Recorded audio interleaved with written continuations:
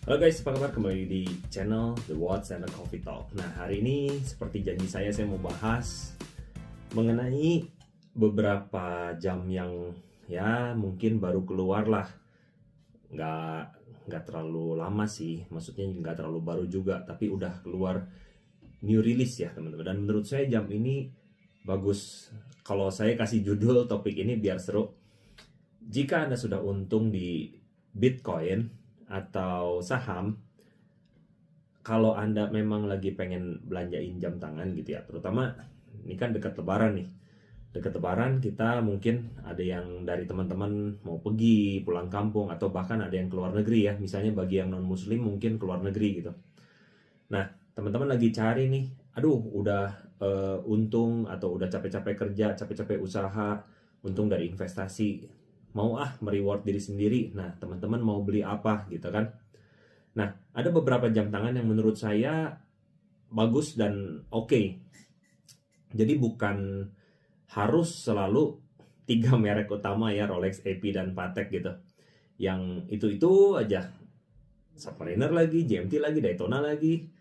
Patek itu adalah Nautilus lagi, Aquanaut lagi, Audemars Piguet yang Royal Oak lagi gitu kan. Nah, jadi ini adalah merek-merek yang di luar merek biasa lah. Tapi mungkin saya juga mau nambahin ada jam-jam second yang bukan baru gitu di merek-merek seperti Rolex, seperti Rolex lah, yang menurut saya juga rekomen kalau misalnya teman-teman mau nyari barang-barang yang klasik gitu. Jadi bukan yang baru yang pasaran lah, kurang lebih begitu teman. Nah, merek pertama yang saya pengen sharing itu adalah Omega Speedmaster yang white dial. Nah, teman-teman bisa lihat di sini ya, teman-teman. Menurut saya jam ini keren, dan Speedmaster Omega menurut saya gokil banget lah ngeluarin white dial untuk di Speedmasternya. Agak berbeda ya dengan nuansa Daytona yang mungkin kalau Seiko melek-melek hampir niru percis Daytonanya Rolex gitu kan. Modelnya mirip. Kalau ini lebih banyak white dialnya, maksudnya lebih banyak warna putihnya di dialnya gitu, nggak meniru bener Rolex lah gitu. Menurut saya ini salah satu keluaran Omega yang bagus banget, walaupun dia 42 mm ya dialnya, dan mungkin untuk beberapa tangan Asia itu sedikit kebesaran, tapi dia memiliki lug to lug itu 47,2 mm, which is untuk kebanyakan tangan normal orang Asia lah teman-teman, itu menurut saya pas gitu, nggak terlalu kegedean. Karena jam 42 mm itu biasanya lug to lugnya itu lebih dari atau mendekati ke 50 mm, which is kalau dilihat kita lihat secara visual itu dia overhang lebar tangan kita ini ya. Tapi kalau misalnya lebar tangan saya aja ini kan 55 mm, pakai yang 50 mm itu udah kelihatannya kurang bagus lah teman-teman, jadi kayak overhang gitu. Nah, tapi kalau misalnya yang 47,2 ini mirip dengan rata-rata jam tangan normal gitu, yang diameternya itu sendiri di 40 mm. Jadi teman-teman bisa lihat lah dari modelnya, ini membuat si 42 mm ini nggak kegedean gitu kalau dipakai di tangan. Walaupun kalau buat saya pribadi, untuk tangan saya cenderung kecil sih. Jadi kalau misalnya saya pribadi, tetap saya pribadi milih yang 40 sampai 36 mm. Hanya saya pernah lihat beberapa teman saya yang tangannya cukup lebih besar ya, memakai seperti Seiko 5, seperti Sea Dweller Red ya, itu yang diameternya sendiri cukup besar, itu bagus gitu. Ketika si lug to lugnya ini yang nggak terlalu overhang lah, kurang lebih begitu. Jadi untuk beberapa orang Omega Speedmaster ini mantep banget dengan ukuran 42 mm dan lug to lug yang nggak terlalu besar gitu. Memang seperti jam Snoopy atau Omega yang hitam juga kurang lebih sama ya spesifikasinya. Terus dia punya ketebalan kurang lebih sekitar 13, sekian milimeter lah ketebalannya. Jadi memang jam yang oke lah secara proporsional, secara ukuran tuh proporsional menurut saya. Nah, berikutnya teman-teman, oh ya sebelumnya, Omega ini dibanderol dengan harga kalau di Amerika itu 8.100 US dollar ya, setara dengan kurang lebih lah sekitar 126, atau 127 juta, 126, sekian juta rupiah gitu. Kalau di convert di kurs, anggaplah 15.600-an lah kurang lebih begitu. Ini kan naik turun ya, bisa 15.700, bisa ya, mendekati ke situ lah 126 sampai 127 juta lah. Jadi buat teman-teman yang pengen beli dari keuntungan teman-teman, apalagi kalau teman-teman keuntungannya udah ratusan juta sampai miliaran ya dari investasi, dari ini, boleh nih, ini one of the choice, dimana juga orang mungkin loh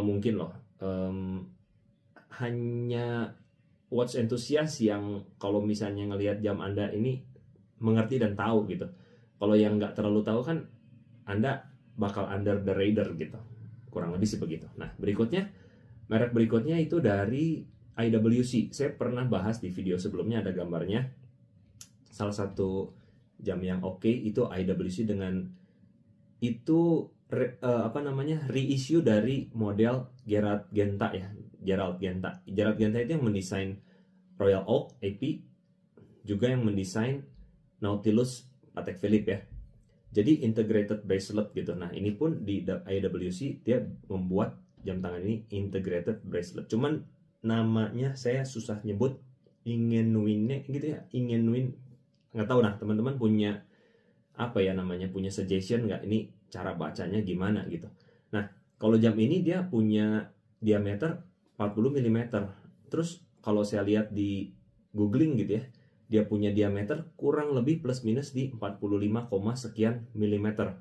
Jadi semua ukuran, bentuk ini mantap banget teman-teman. Cuman memang harganya lumayan ya.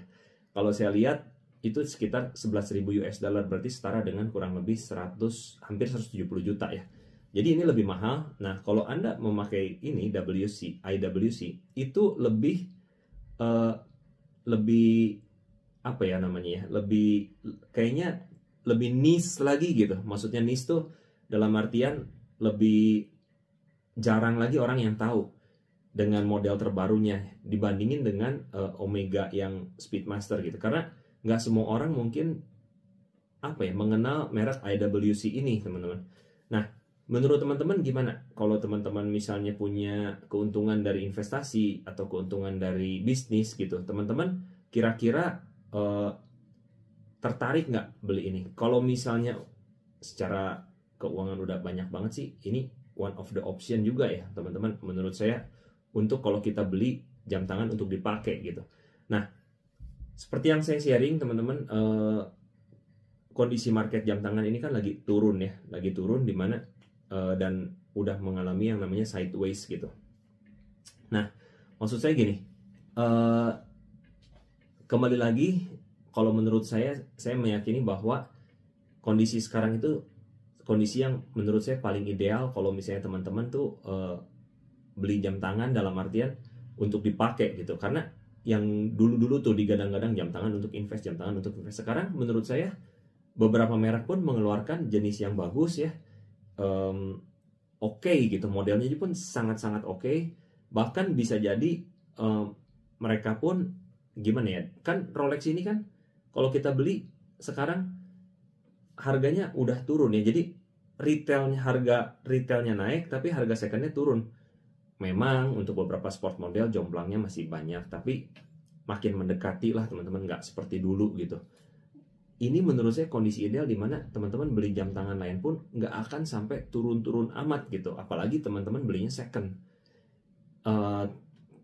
Jadi teman-teman nangkep mungkin ya. Jadi kalau teman-teman beli Omega Speedmaster atau IWC seperti ini ya turun sih, cuman maksud saya tuh at least ini juga termasuk kan barang barang yang cost production-nya tuh mahal gitu.